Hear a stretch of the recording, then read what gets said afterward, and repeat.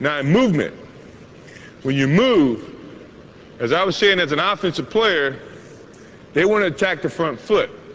The reason being is, in a correct defensive movement, as you open up to guard the offensive player going to your right, to his left, you have to pivot.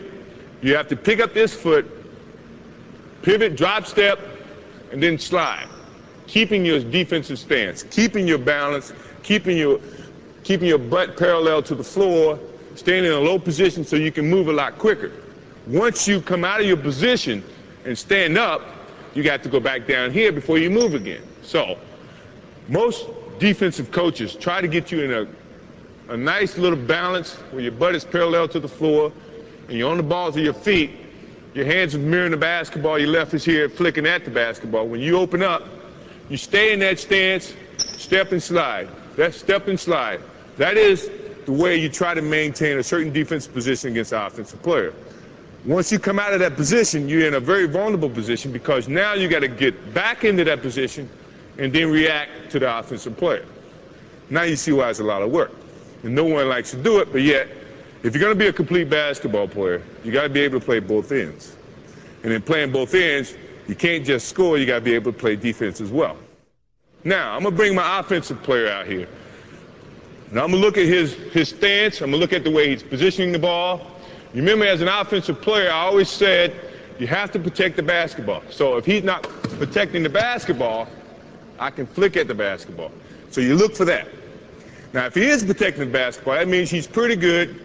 He knows his offensive moves. He's trying to really dictate what I'm trying to give him or force him to go. Well, as a defensive player, I'm trying to take away his options. So I'm going to step up, mirror the basketball, limit his options, force him to go one way. That way I can slide a lot easier going this way if I can feel I can influence the offensive player to go this way and keep him going that way, and then I'm more or less guarding the player, guarding the offensive player. If I can do that, my job is done. If I can limit his options. Now, if he's a good offensive player, he wants to maximize his options. He may want to attack this front foot, which in essence now, if he comes this way, I got to drop step, slide, not coming out of my defensive stance because now I'm giving him the advantage because I got to get back in my stance and slow him down and get back in front of him. So, as a defensive player, you got to work hard. You got to work hard to take away his options and limit his options.